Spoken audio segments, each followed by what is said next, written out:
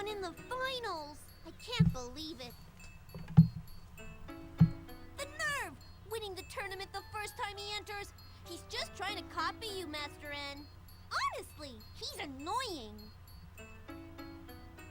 But He there's is. nothing to worry about. I have my ways of taking care of him. So you can just relax and let me take care of it, Master N. Hey, Yes? What is it? why are you so afraid of Haseo?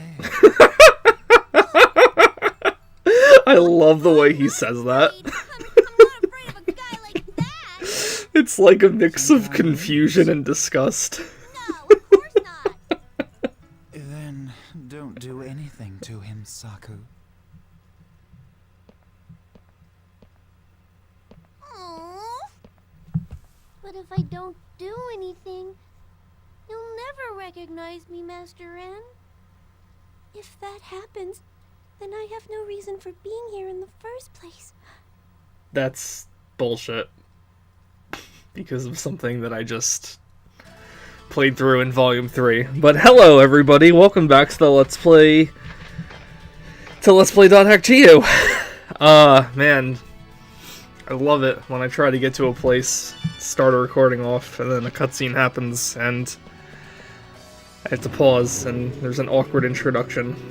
But anyway, it's finally time, guys. It is finally time for Haseo to put his money where his mouth is and have his title match with the Emperor of the Demon Palace Endrance, also known as a stranger he picked a fight with in a back alley.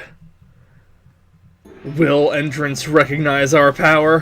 Find out now. And he's just by himself. We're kind of close to his level, so I think overall it'll be okay. Endrance himself isn't terribly hard, and you'll probably still be at a good level no matter what you were at in Coons. If you did those two side quests, I think it would have been fine. But Endrance, as you know, Endrance is an Epitaph user, so yeah, I think it goes without saying this fight is not going to be just against Endrance. But Endrance himself has an interesting effect on his sword that inflicts the charm status on you, and I think I talked about this last time, but charm isn't a status effect in Volume 1, so I think it's really interesting and like a foreshadowing of something else that can come in the series, gameplay-wise. It helps kind of like... It helps like show, I guess the difference between player levels right now, because it's not really something until like intermediate level players can deal with. Like, even monsters don't even deal anything with charm against you.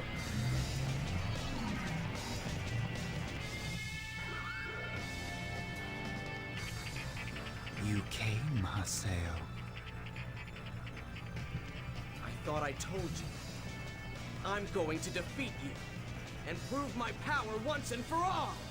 Yeah. That is He sure impossible. learned his lesson last time, huh? After all, there's no way that she will allow me to lose. Maybe we'll find out who she is. Thanks for waiting. Our commentator has arrived. How are you doing today, sir? What? Hey, who are you? Who could that be? With that arm, oh, they just show you. Ovan, why are you here?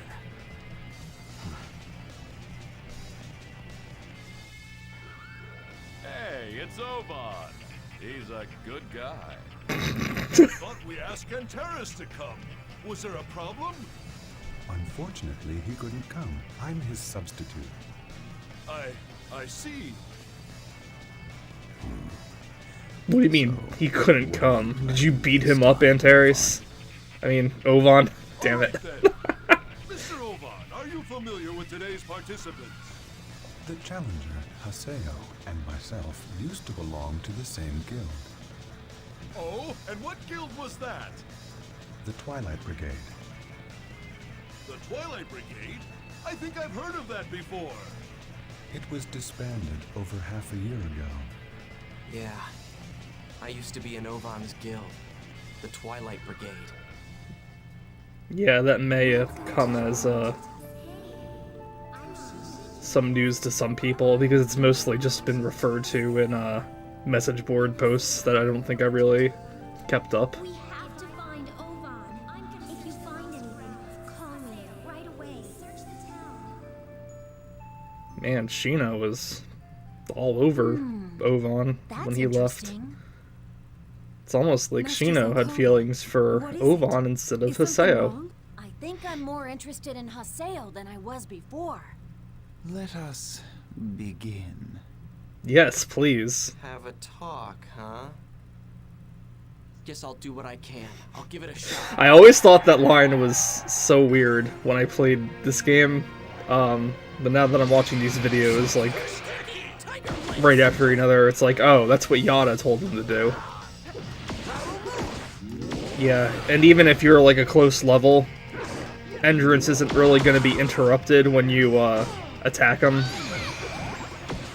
Ooh, yeah, we already got hit with Charm. And that's, ooh, Haseo with that broadsword. It might be a good idea to put it away and take the twin blades out. Because, the broadsword can do massive damage to your party, obviously. But, once you get your awakening up, which should be pretty easy, because Adelie will most likely just be healing non-stop, and that does, even though it's a little bit for your, morale, you know, she does it repeatedly, it does help out a lot. And to building it up, I mean. Not enough. Not nearly enough. At this rate, she will never be happy. Who is she? She? Who's she? Shut up, Haseo. I can ask the questions in this Let's Play. Come, help me satisfy her. Oh, I wasn't prepared for that. Yeah, still not a fan of the, holding himself in a It's all right, Haseo. kind of, You aren't going to make any more fan mistakes servicey now. kind of way, and making that moan. Calm down. Don't get swept away by your emotions. Guide your emotions. And summon your avatar. Coon, how are you talking to me? Come on. Are you even watching this match? I don't even remember seeing it. Well, he could have. I think he showed up. I think he was with Yada.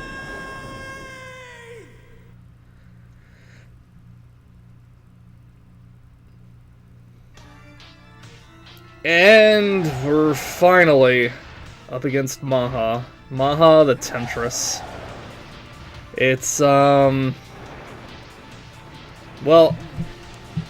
I'll talk a little bit about Macha after the cutscenes at the end of this episode, actually.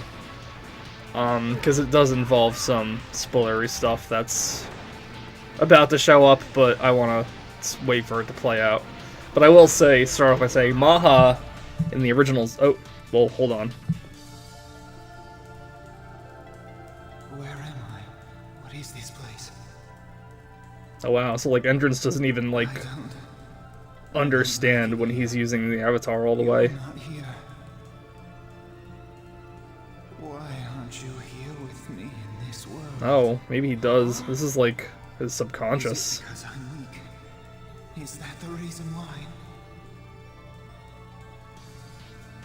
What are you talking about? I will get stronger.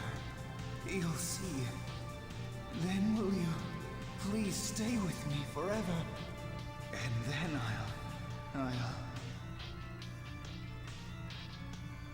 I shall become strong for you. Yes, strong enough to protect you. Huh? Normally I'm not a huge fan when anime or JRPGs do the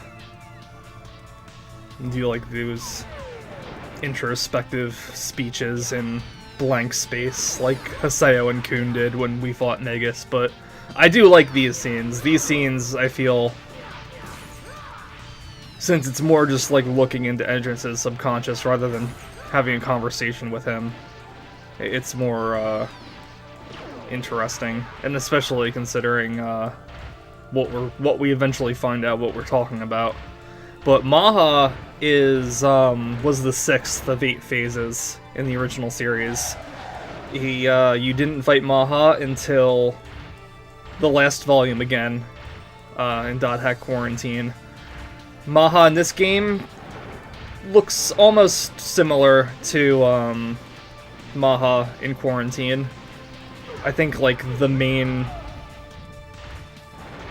the bigger difference is it's not so much like a rosebud on the bottom, but more like this willowy dress kind of thing that kind of like flutters about on the ground. It's about just as wide though, and instead of like a humanoid cat on top, there was a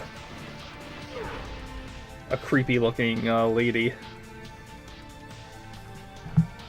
Why do you want to become strong? Well, because Oh, maybe we are having a conversation. Are you just the same as me? In that case, don't interfere with me. The same as you? Why? Did you lose her too? I do not want to be alone anymore. I don't want to lose anything. Ever again! I wish Endrance showed more, like, emotion like that. And, for the rest of the series. Yeah, Maha's not too bad as an Avatar fight goes. Maha has a bunch of attacks, but I don't find many of them to be particularly difficult to dodge. This one I think can do some damage if she touches you. Yeah, like that. While those rose petals around. But it's not too bad. Maha's a big target, so it's really easy to get a bunch of shots in. With you gone, I was all alone again. Until she appeared to me.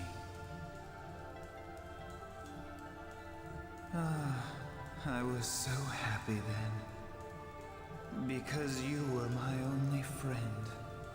Because you were all I wanted. But it's fine now. She has returned. She has returned from the outside world.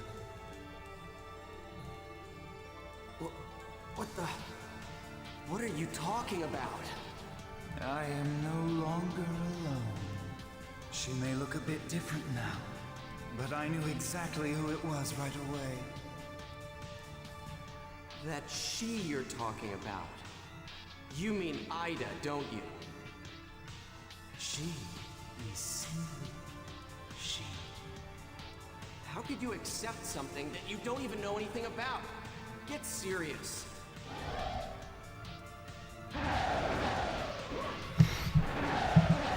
Yeah, all these cutscenes during the middle of the Avatar fight too kind of I think go a long way into helping make it feel like it's more important as well. I think they could have done with a lot more sprinkling of small cutscenes throughout a lot of the game when they don't. I was thinking about this the other day. We go to so many areas where like nothing comes of it. It's just like, you know, go to this area, we'll find out this minor thing that usually has no importance at the end of the dungeon. But remember that one field we went to with Adelaide when she, you know, had all those cutscenes about, like, the flowers and the sky and the birds and stuff at the, like, intersource between it? You know, I think they could have done a lot more, like, stuff like that when you're going through the dungeons, either to, like, build characters, or to even just reveal some, like, minor things about the game when, like, you know, you're usually, like, called down to, like, some place where you don't really need to do anything at all, really. But I that's something in this fight that I really like, and I wish they did more stuff like that. Both in GU and in the original series. You know, the original series is pretty guilty about that, too. If I don't finish this soon, she will disappear. She'll leave me. What? She will disappear? She likes to talk with people. To talk with people? What do you mean? I wonder what words you will leave behind. Feelings that cannot be described by words. Wait, the words left behind or the feelings that can't be described by words left behind? Kind of contradicted yourself there, Endrance. But, I do enjoy Macha's music in this game, too. I like the, that church organ that's, like, the bass line in the back of the song. Or I don't know bass line, but you know what I mean. That feels like a very dot hack sounding track to me.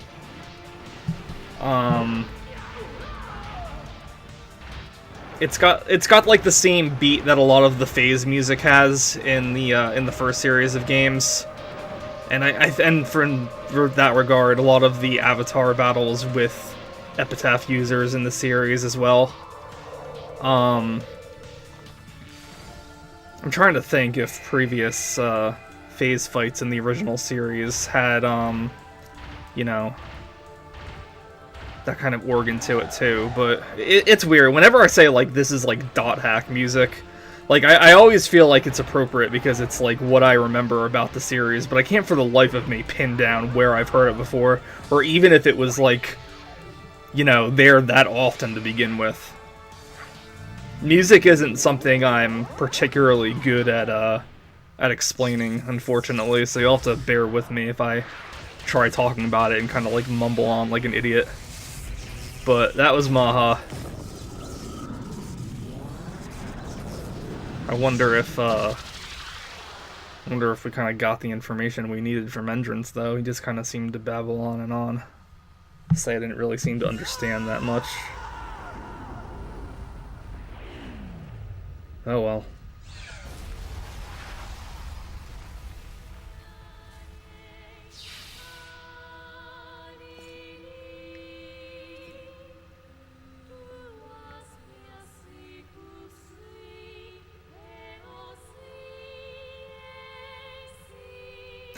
No, Kitty.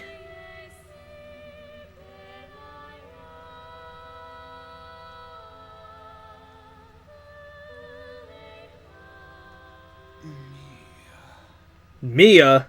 Bookmark that for a sec. We're gonna talk about that.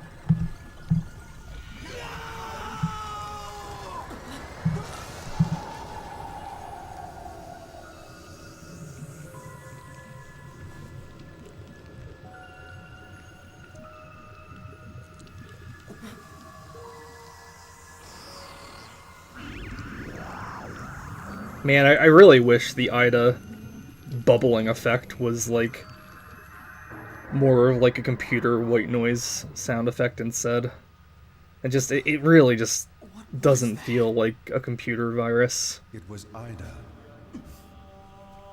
That cat was Ida?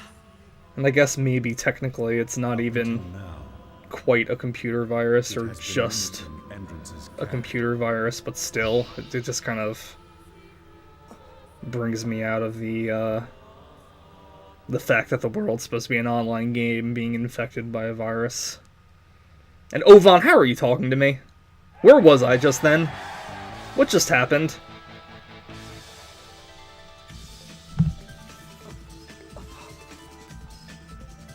Despite what happened, nobody in the crowd saw any of it. Yeah, good thing you don't have to pay to watch these matches. What a ripoff they would be. I guess Endrance truly loved her. Did you hear any of that? Oh, I guess Will that power he did. become a hindrance? Or maybe it will. Sakaki, you gotta stop talking like that. People are gonna think you're some kind of villain. Over already? It is, Gabi. Is that okay? It's over? Haseo won, didn't he? Well, it's not Haseo on the ground. Himself. He did it! Way to go, Haseo! Thanks, Kun. Calm down. His objective wasn't to defeat Endrance. Come on, Were we just gonna talk with him in the arena? What did you think was gonna happen, Pi? But wow, I'm impressed. Haseo did incredibly well. Yeah, so give him some credit. God, what am I saying? Oh, very interesting. Thanks, Yada. Don't emote too much. No way! This isn't true. It's not possible. I will never, ever, ever forgive you, Haseo. Who'd have thought that cat he had with him was Ida? No, I didn't my So first time Endrance through. knew it was Ida all along, and still treasured that cat. I wonder, what does she mean to him?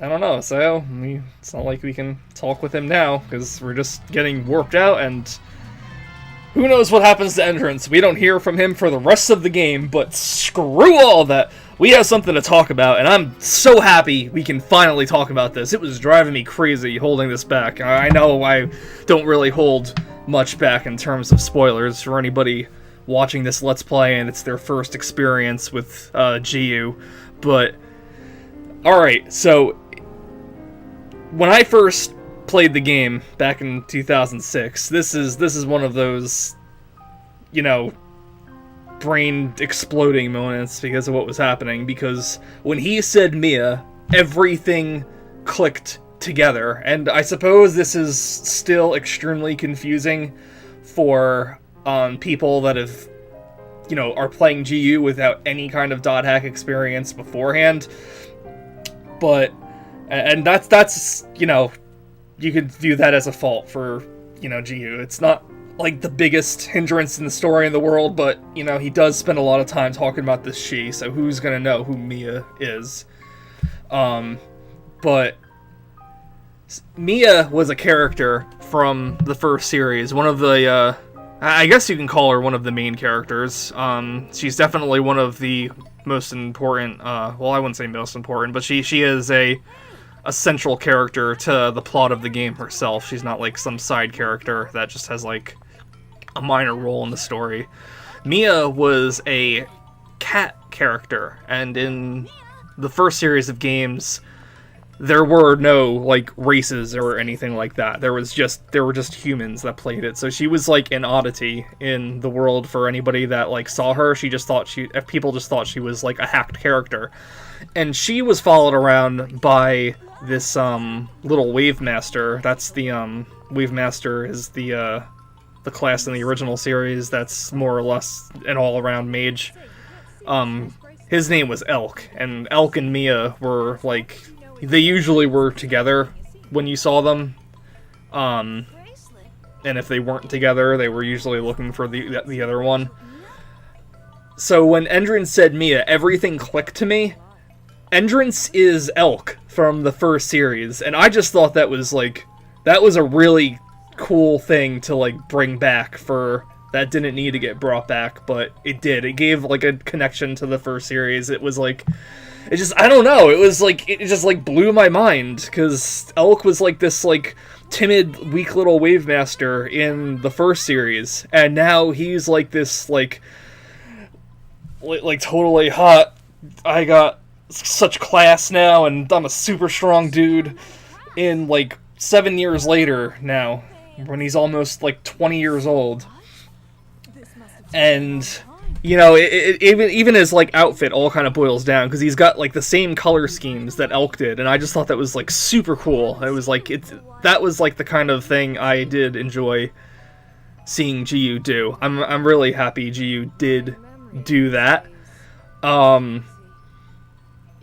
You know, I'm not entirely happy with the way a lot of the things with Endrance goes, and I will get to that when he shows up again in the story in Volume 2, and if you played GO before, it's probably not what you're thinking. There is another reason I kind of have an issue with Endrance, a couple of reasons, but for now, in this volume, that was definitely one of the highlights of this game for me, seeing another character brought back and kind of giving that like wink and nod about it. Not outright saying it, although I wouldn't be opposed to them outright saying it because, let's be honest, that this all has to do with, you know, original series fanboying and stuff like that. But yeah, all that chi stuff he was talking about in the arena, that he was always talking about Mia.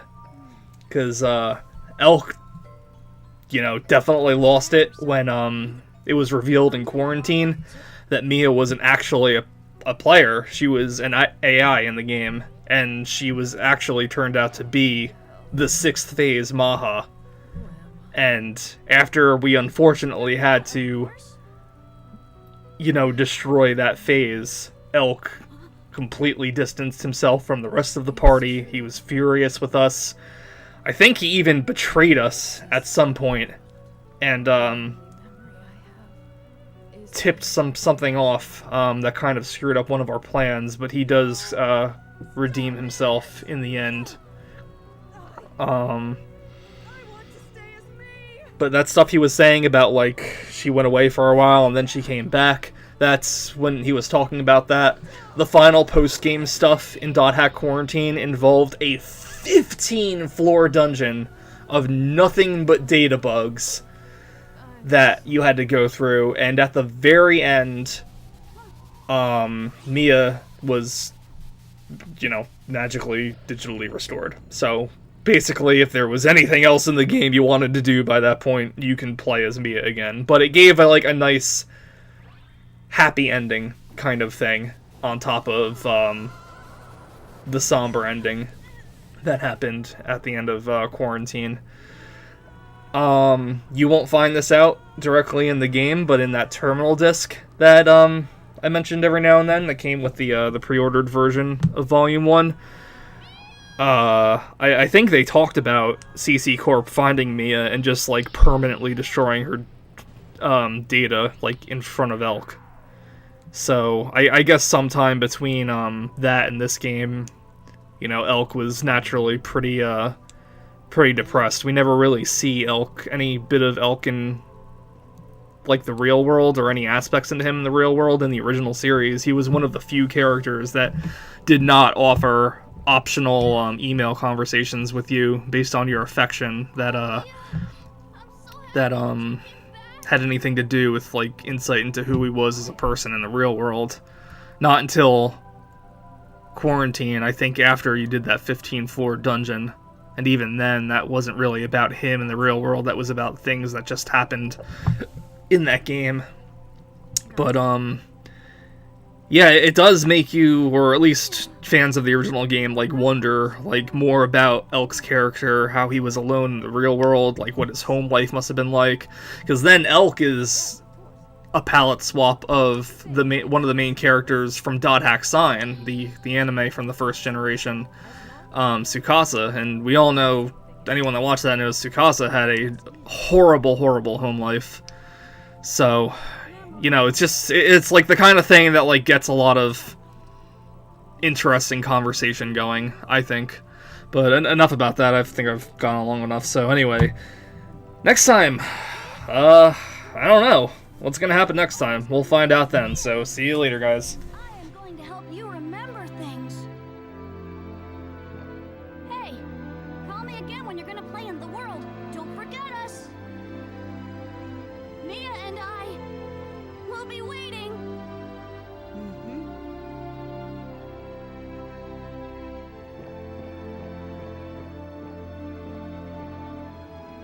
So long.